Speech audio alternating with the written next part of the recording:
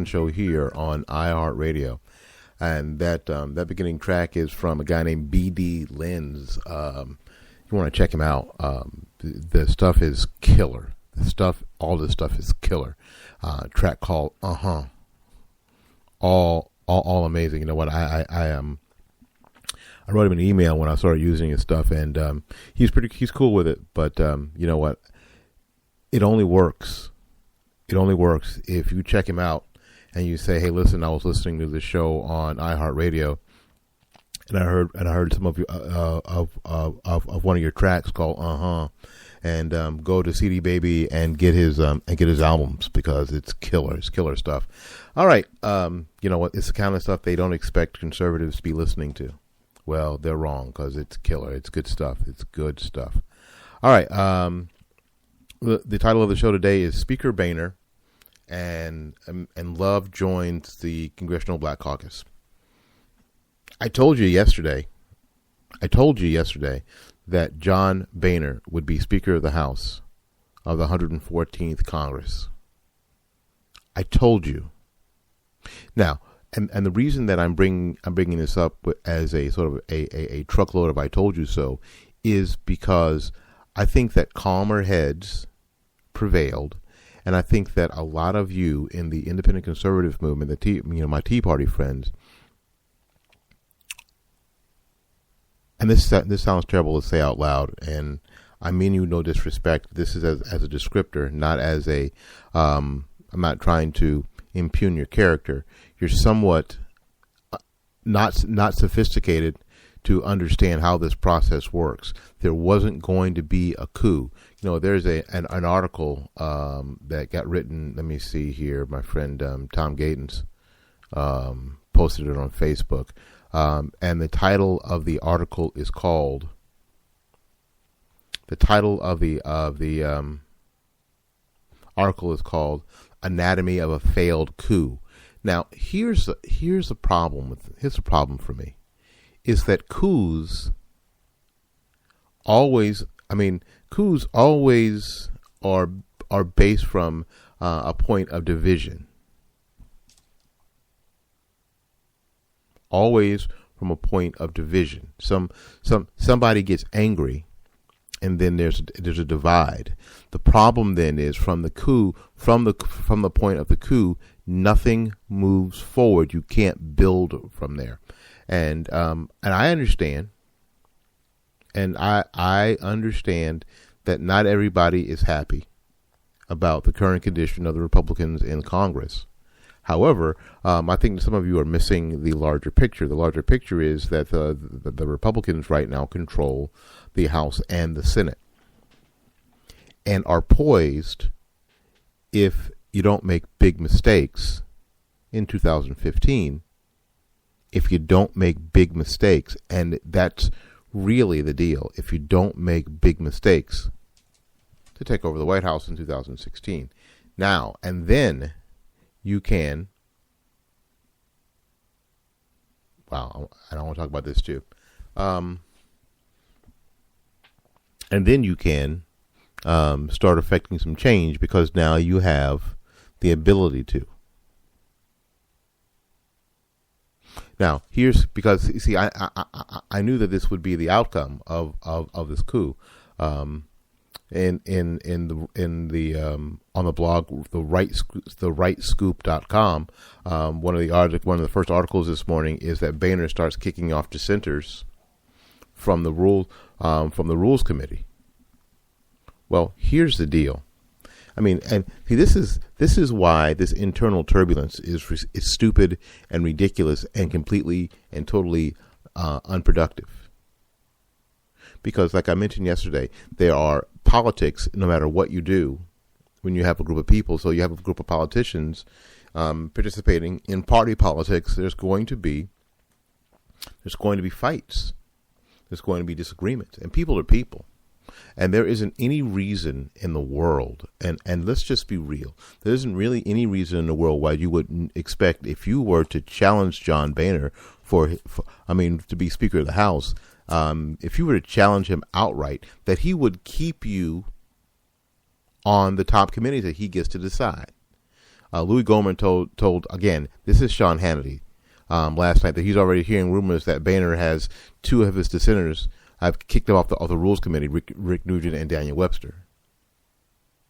Well, yeah, and of course there's going to be a fight. It's going to be getting actually real quick. Well, what does that do to move the country forward? All that does for Louis Gohmert is to up his station and up his impression in the conservative radio world. Doesn't really do anything to move the discussion about where the country's going any forward. It just brings attention to Louis Gohmert. And I guess it's easy for Louis Gohmert and some other of these people to get jacked up by some radio talk show hosts, like especially the great hater Sean Hannity. Hannity is the Mikey of talk radio. He hates everything. Because these guys are still, you know what, Levin and Hannity and these guys are, I mean, they are the king. Now they're way ahead. Now I'll tell you before I let me preface this, they're way ahead of me in listenership, in viewership, in influence. Way ahead of me, experience, ability, talent.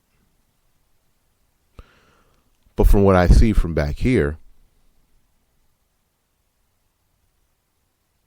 is that what they do is continue to stir the pot to increase their own position, and the more outrageous, the better. You know what? And I've stopped listening a lot to Sean Hannity, because Hannity is still using Hannity uses the very same phrases about President Obama and his cabinet that he used 4 years ago. It's just getting old. It's just getting old. And and these guys, you know what, both Hannity and Levin are practicing this conservative pissing contest, that if you don't agree with me, that if you don't walk in ideological lock-think with me, then you're not a conservative. Well, I'll tell both of them, screw you. I don't have to think like you or act like you or talk like you to call myself conservative or to call myself Republican. I don't. And this is where we are stuck, I think. This is where we are stuck. That some of these people become sort of the bellwethers for who's conservative and who's not. Well, you know what? One of the cool things about being conservative is that I don't have to follow. I bet being an independent conservative, I don't have to follow your mold. One of the cool things about being my own person is that I don't have to follow your mold. I don't have to nod my head every time you come up with some crazy thing that I think is something I think is crazy, that I know is unproductive, that doesn't work. I think that sometimes, as I'm sitting here, I think that sometimes these people are more interested in keeping the struggle going, frankly, than solving the problem. It's what I said it's what I said last year. There are some Republicans and conservatives that are more interested in winning the debate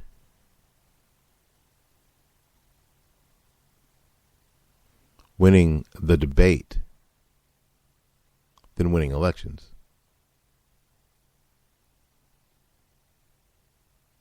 You know, it's crazy, and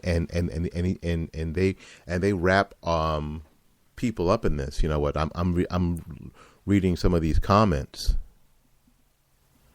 This is a comment on the rightscoop.com with this after this article. What I can't understand is why the newly elected representatives would vote for speaker. For the current speaker. It defies logic. You were elected to go to Washington to change things. No, you were not. You see, and that's someone who's bought into the nonsense. You were not elected to go to Washington to change things. You were elected to go to Washington to protect people's personal freedom, and they still can. They don't have to. They don't have to have a new speaker because they still have their voice. They still have their vote. They still represent, and this is from AZ Brown Eyes, they still have their vote. And of course, she ends her post with, they're ignorant and self-serving. They're cowards. They want to fit in. We've been duped again. Well, this is all this sort of bullcrap rhetoric that says, "Oh, poor pitiful me. Oh God, smoke and mirrors. I don't believe any of them." You know what? It's childish, sophomoric, and stupid. The fact of the matter is that this shows the lack of sophistication that some people have. It shows the extreme lack of sophistication that some people have. The idea is that you have to, and it's funny that sometimes conservatives ask people to do this. Well, you have to work inside the system. Well, but some of you aren't interested in working inside the system at all. What you're like the Occupy people who want to blow the system up. Well, make up your damn mind.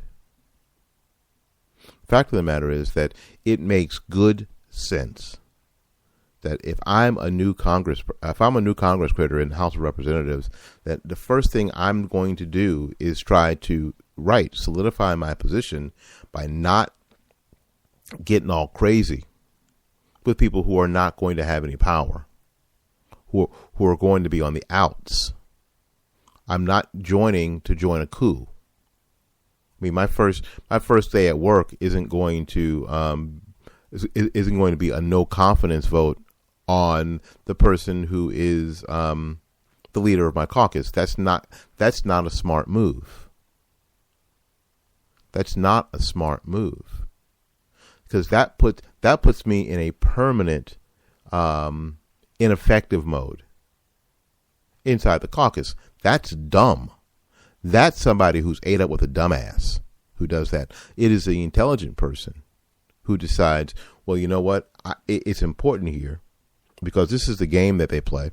It's important here to be a part of the game. That way, if I'm going to have any influence, then I've got to be in the right space, in the right place, in the right committees.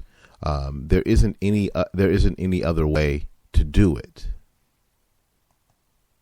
That's the system. That's the system. And so if that is indeed the system, then that is indeed how we must go about this. Okay. Then if that, and I think that's what we talked about yesterday, sort of living in our truth. If that's the way it is, okay. When I was a young person and worked for Pizza Hut, I got into this argument with my manager, and I said to him, you know what? And just like so many young people say, well, none of this stuff matters. It's all just a game. And he said, you're right. He said, you're right. He said, but you don't have to lose. But you don't have to lose. And I don't know if Mark Bennett understands the impact of that statement to me so many years later.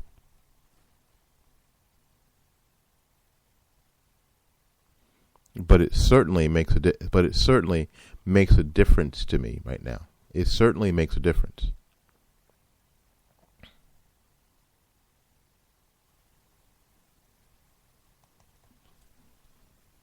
So, and I am, again, really, I'm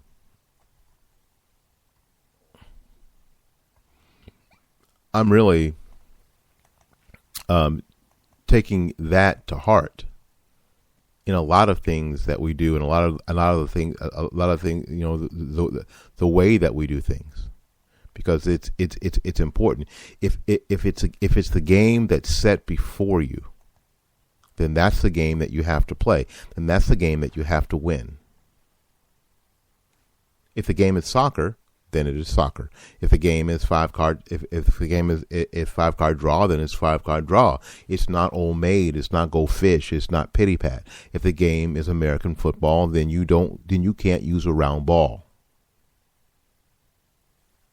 So if the game is U.S. House, Congress, and that's the way the infrastructure is set up, then you learn to win at that game, because you can't change it until you've mastered it. So it's funny. It puts me in the mind of, some of you put me in the mind of people that were fraternity haters when I was in college. I joined Kappa Kappa Psi honorary band fraternity for men in college music, and one of the things that we had to do as pledges, we had to carry around a paddle, a decorated paddle that was, there were very specific guidelines on which how this paddle was to be decorated. And I remember our first set of paddles as my pledge class were disastrous, and we had to do it again. So we did. We met the next weekend, made paddles, drank beer, got together, and had a great time. I think it was, when I look back, I think it's one of those things that made us 8 guys close, because we had something in common.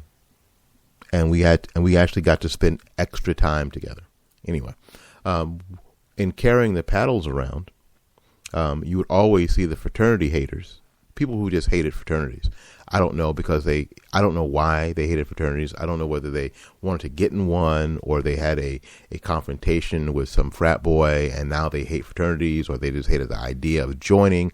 I'm really not sure, because I never got in discussion with them. Why so bitter?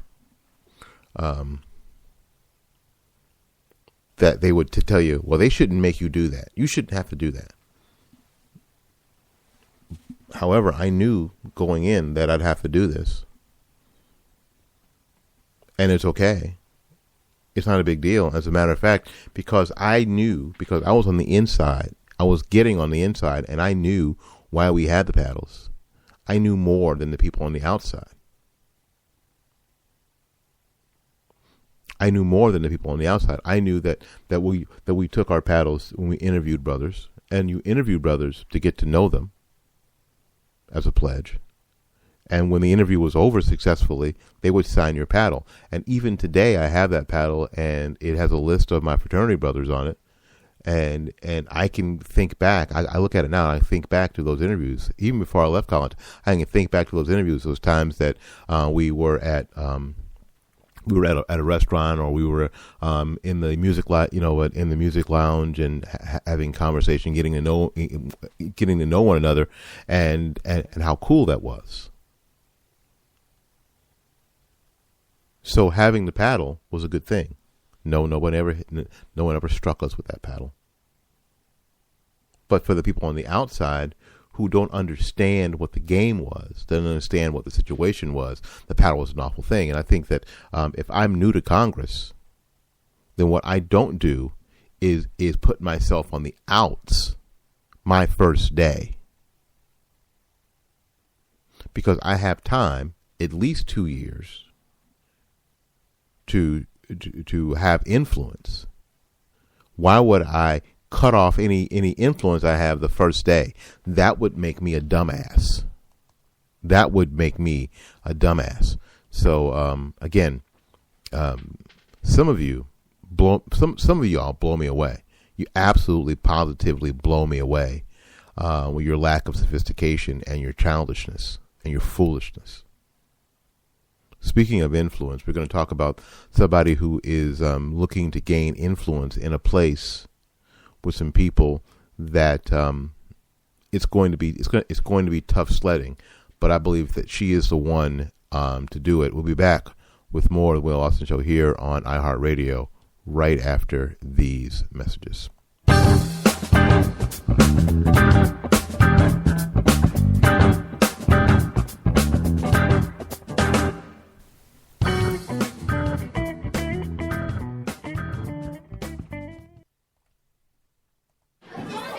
Okay, class, let's all sing our 911 song.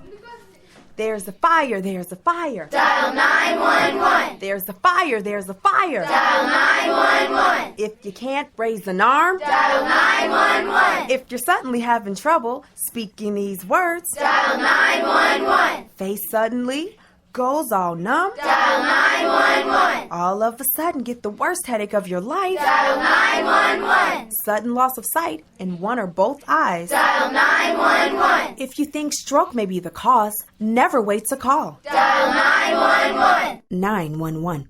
Making a difference in someone's life is elementary. Know the sudden signs of stroke and dial 911 immediately if they appear. Time lost is brain lost. For more information, visit powertoendstroke.org. Brought to you by the American Heart Association, American Stroke Association, and the Ad Council. Hey, is that a faucet running? Nope, that's not a faucet. That's a river rushing through the forest. It is? Yeah, forest rivers provide over 100 million people with clean water to drink. The water comes straight from the forest to us. In fact... What? I can't hear you because of the vacuum. That's not a vacuum. That's the trees in the forest cleaning up the air we breathe. How do trees clean the air? They soak up the dirty air on their leaves, branches, and trunks, which means clean air for us. Cool. I didn't know that. Yep, but the forest does more than give us clean air and water. It gives us shade for hot days, birds to listen to, and trees to climb. Wow, that's awesome. I didn't know how cool the forest could be. Hey, let's go explore some more. Visit the forest today and enjoy all it does, just for you. To learn more about the forest and find one near you, go to discovertheforest.org. Brought to you by the U.S. Forest Service and the Ad Council.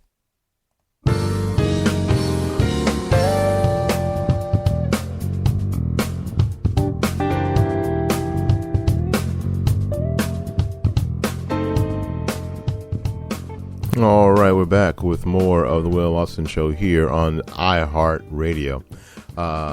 Thank you ever so much for tuning in. Thank you for being with us here this morning, or whenever you're listening. The cool thing about online radio is that you can listen whenever you want. That's the hip part, and the other hip part is that you can share us with your friends. I've said this on my Blog Talk Radio show that I've been doing since March 2008, and it's the same here. If you like it, your friends will like it. If you found us and you like it, your friends will like it. That's the cool thing. So it's perfectly okay to share, because again, this is how this works. We don't have huge budgets to do advertising. So what we do is simply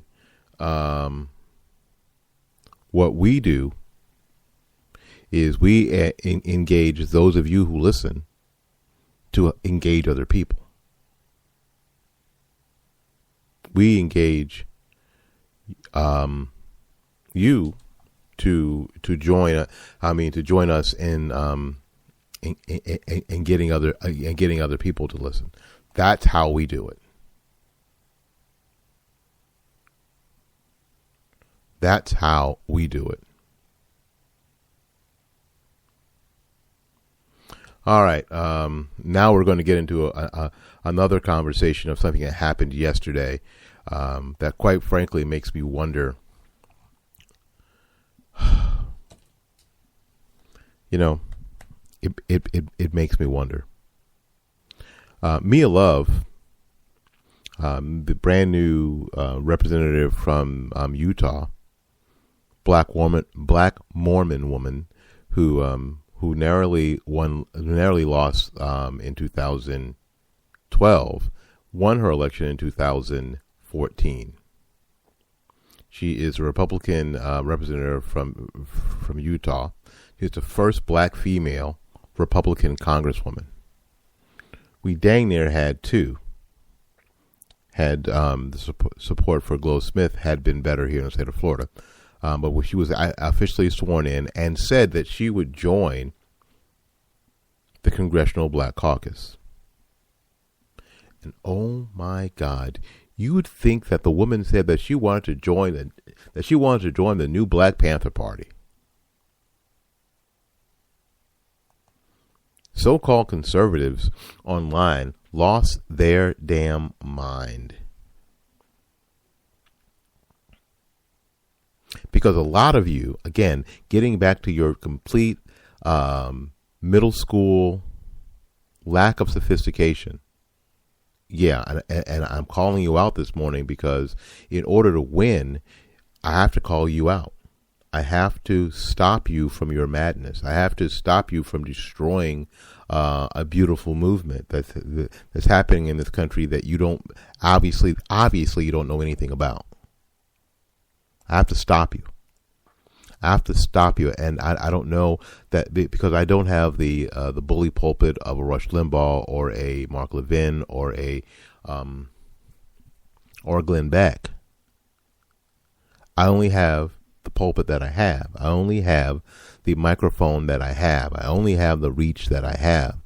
So this is what I have to use. I think it's important. I think it's important that we don't get. I'm looking at comments that says I'm beside myself with disappointment toward her right now. I hope she knows what she's doing. Does anybody know why she voted for Boehner? I just told you why Mia Love voted for Boehner. Yeah, your first day on the gig. What you don't do is put yourself on the outs with the leadership. You don't join a coup. It's like if you work in a union shop, your first day on the job, you don't decide, well, I'm not going to join the union and get into a big fight with them. That would be stupid. You would be ate up with a dumbass, and you would be completely ineffective. You know, it reminds me of my state senator, Althea Joyner, a few years ago when Rick Scott was elected governor. Her first act after Republican Rick Scott became governor was to sue Rick Scott. Well, and I thought, well, that's great. That makes her a big hero with the Dems. But the problem is that now she is completely ineffective as my state senator as a representative because she's on the outs. She is on the outs. Everything she says is going to fall to the ground. No one's going to take her seriously. No one's going to call her in and say, what about this, Althena, in your district? You have a minority district. Tell us about what's going on. That's not going to happen now. Why? Because she decided to screw the pooch the first day. I am thrilled that a lot of the new representatives decided not to screw the pooch the first day and lose their effectiveness. I'm thrilled that they decided not to do that. Anyway,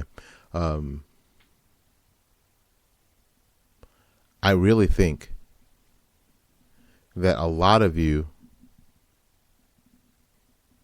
are so quick on the keyboard that your fingers are faster than your brain. I think that Mia Love made a great decision. A fabulous decision of saying that she was going to join the Congressional Black Caucus. I think her mistake was in this, that she said that she was going to destroy it from the inside. First of all, no, you're not.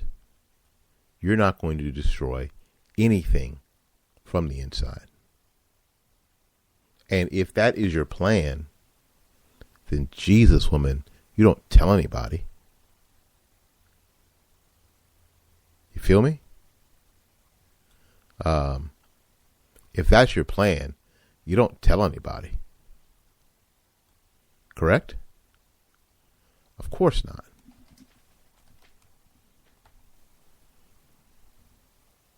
What you do is that you get there and you become as positive a voice as you can. You become as positive of a voice as you can.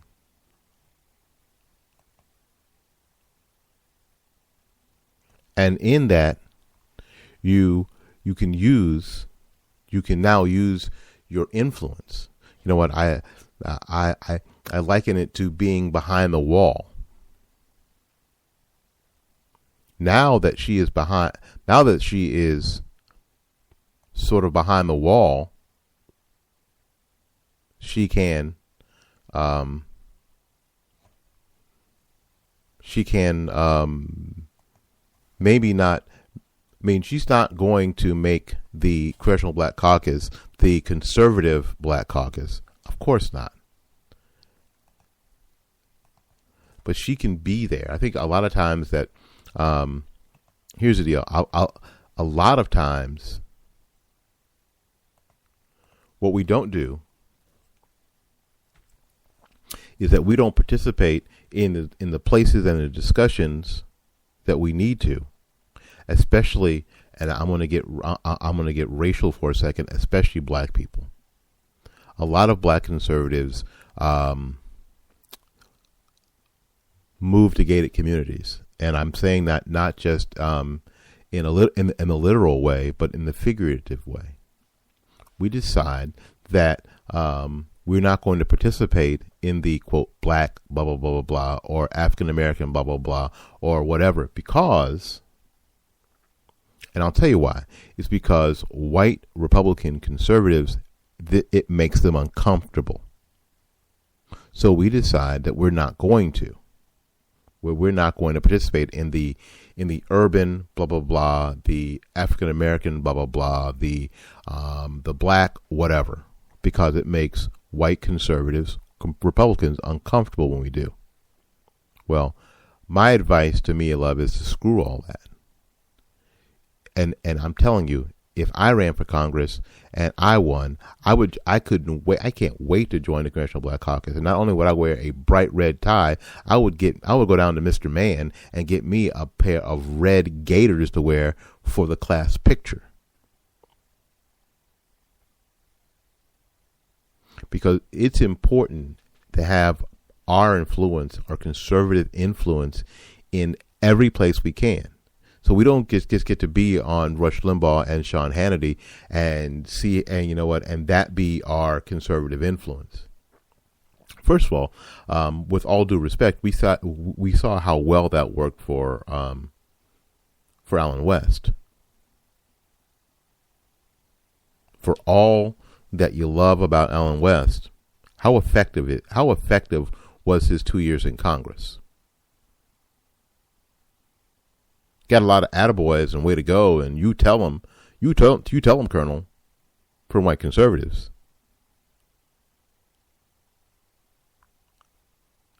But how effective was he, long term? Past his time in Congress, I'm saying I would say probably not very. I'm saying probably not very effective.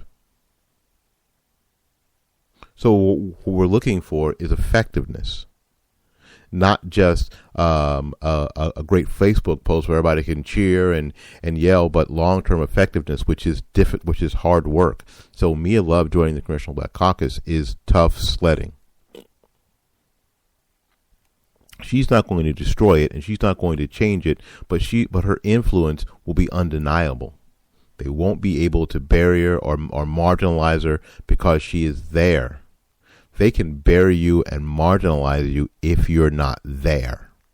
But if you're there, it's hard to ignore you. It's impossible to ignore you if you're there.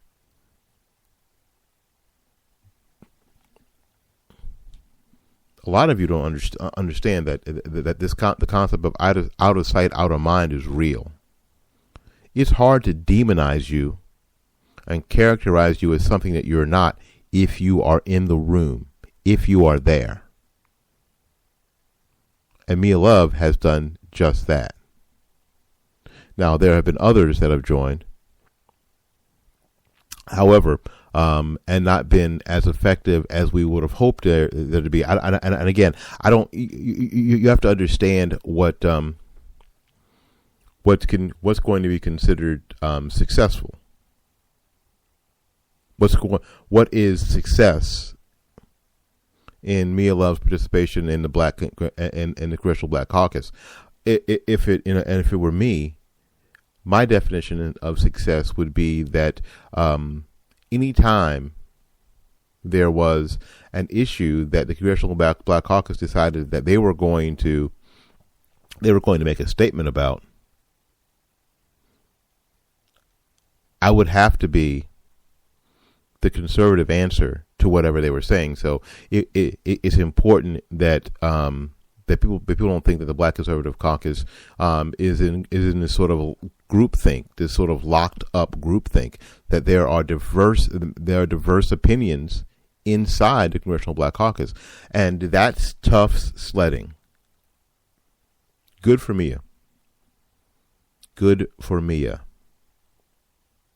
It's going to be very difficult, ladies and gentlemen. It's going to be very difficult for the Congressional Black Caucus to ignore her, minimize her, marginalize her, deny her. It's a lot easier to be minimalized, marginalized, and denied and ignored if you're not there.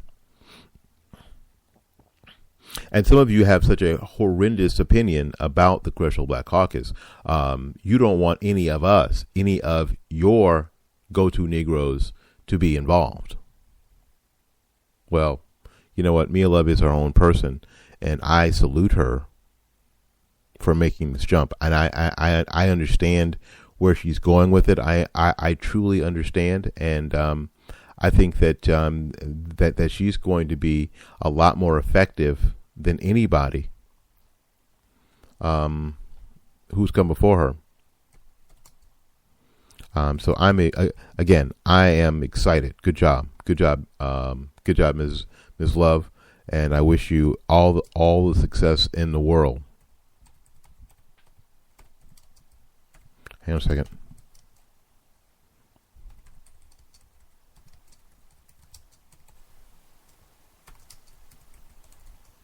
I type something, and again, for those of you who know me, who've been in the show before, know what I can't do is type and talk at the same time.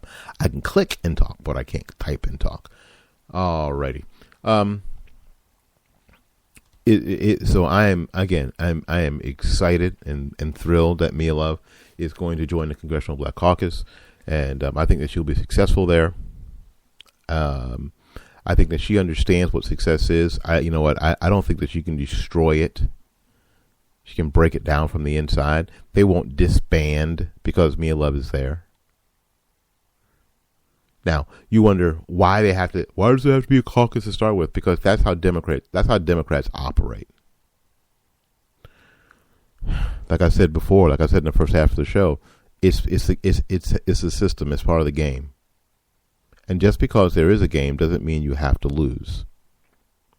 But unfortunately, in order to win, you have to participate.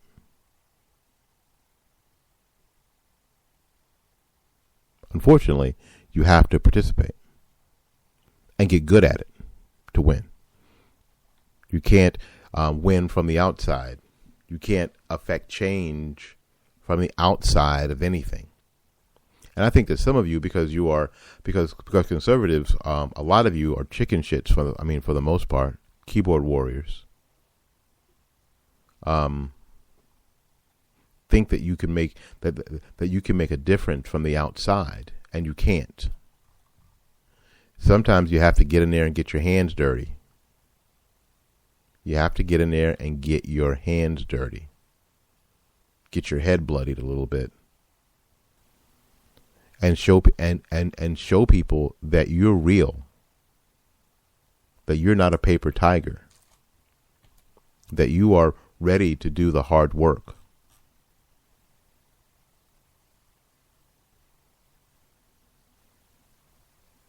That you are ready to do the hard work. And I think Mia Love is ready to do the hard work. All right, listen, we got to get out of here. We can take. The Blog Talk Radio show is going to be starting in about 40 minutes. So we're going to cut this short. Thank you again for coming to the Will Austin Show here on iHeartRadio. We appreciate you. Thank you to my friend B.D. Lenz for letting me play some of his tracks. The track that we're going to end the day with is called Along the Way. Again, just like always, go out there and learn something, love somebody, and for goodness sakes, take care of yourself. We'll see you when we see you. Bye-bye now.